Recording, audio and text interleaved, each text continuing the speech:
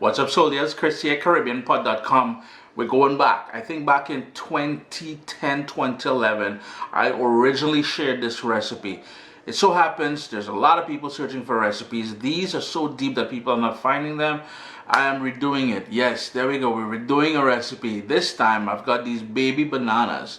Now they could be more ripe, but I ain't trying to fight up with that too much. The point is you're going to learn how to do something nice with these baby bananas, or what we call Chikito. Boil and fry Chikito like my grandma would do it. Hey, you're going to love this one, man. Yeah, I know the color isn't the greatest, but as we all know, I am based in Canada, so what I get is what I pretty much have to take. But small thing, man. So we've got here about 2.5 to 3 pounds of what we call Chikito, or small bananas or small cooking bananas. They're really sweet when they're fully ripe. These are not fully ripe yet.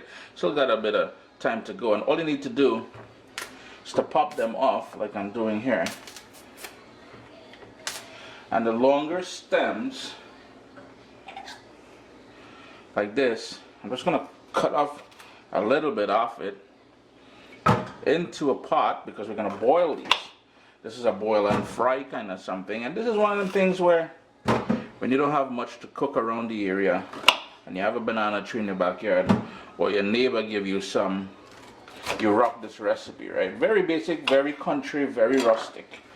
All goes into the pot. Now here's the thing, you saw me cutting that. If this was fresh off the banana tree, that would have a sort of a sap, a sort of a stain. So what I would recommend doing is either wearing gloves or coat your hands with vegetable oil, because it will stick and be sappy, and and don't let it touch your clothes, because if it touch your clothing, man, that's it.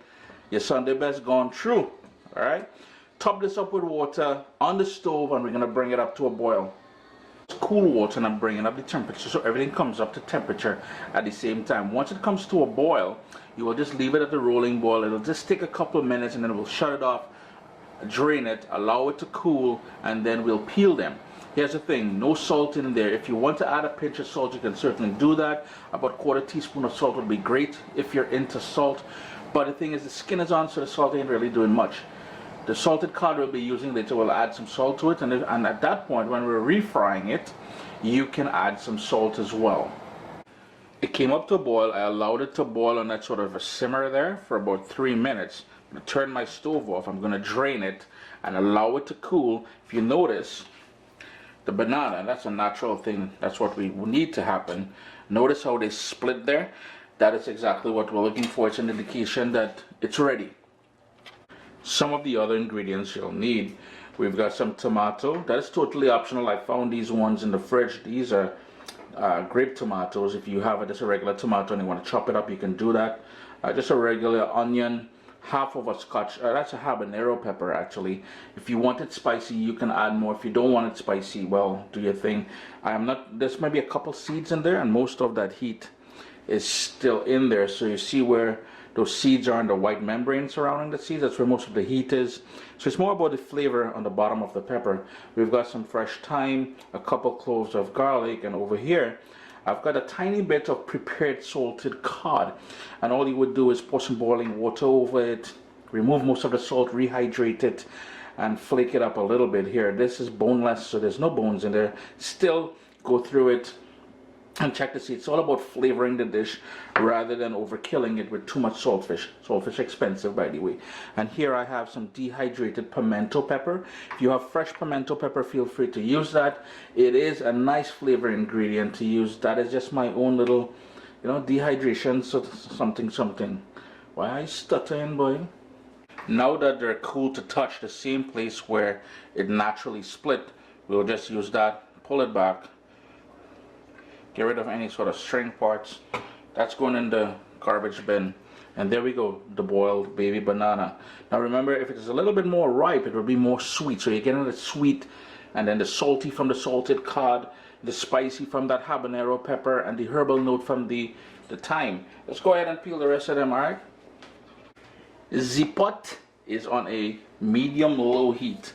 Just a little touch of olive oil. That's about a teaspoon of olive oil. Because this one, we're going in with about a tablespoon of salted butter, just regular old salted butter. Now when my grandmother would do this recipe, she wouldn't use any olive oil. She may drizzle some olive oil when it's all done, and she wouldn't use regular butter like that. We have something called salt butter, which is totally different. The color, the saltiness, everything is totally different than what you're seeing there. That is what she would use. I'm not a huge fan of it, so you will never, hardly ever see me use it in recipes. It's one of them things, it's sort of a finishing butter that gives you that deep Creole sort of flavor to things. Now I'm using one of my favorite little Dutchy pots here. If you're from the Caribbean, you'll know what I'm talking about. And in goes the onions. I'm just gonna, and I like it in rings. You can cut it up, you can chop it up, you can dice it up, you can do whatever. I like the difference in textures. And then we have that prepared salted cod, and not too much of that. It's all about adding a little bit of flavor. And back in the old days, salted cod, even today, it is very expensive, so just use it as a flavor enhancer, if you may. You get that sort of umami from it. Turn my heat down to low, and we're going to add some more flavor to the mix. So in goes that dehydrated pimento pepper. If you have fresh, I ain't heating, or they enjoy all itself. We're going in with that thyme. I love using fresh thyme. We've got a bit of garlic, and we've got that habanero pepper, just to give it that sort of gentle kick that, oh man, we love so much. Black pepper. Go in there with some good ground black pepper. Everything is nice and soft. Now your kitchen should have that lovely aroma, which reminds you breakfast time in the Caribbean. I am going in with the tomatoes now, and I'm leaving them whole because what I want, again, that texture thing, I love textures. I want when I'm eating, they're gonna pop open with that juicy sweetness.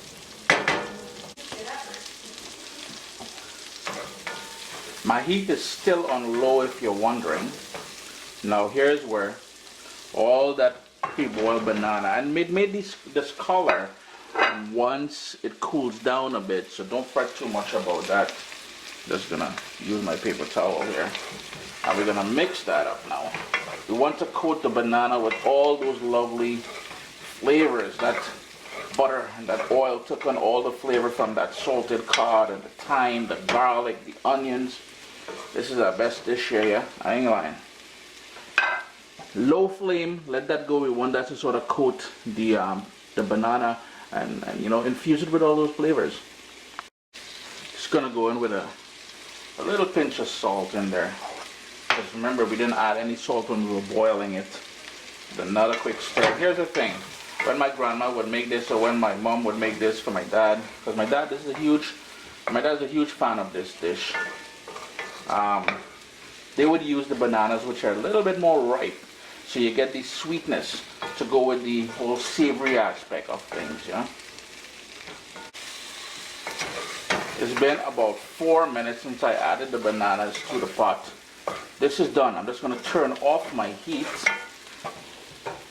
That's off. And I'm going to tuck into this. Old school. My dad would use his hands to eat this here, boy. That man love a provision, yeah. But I'm not going to tuck him with that fork.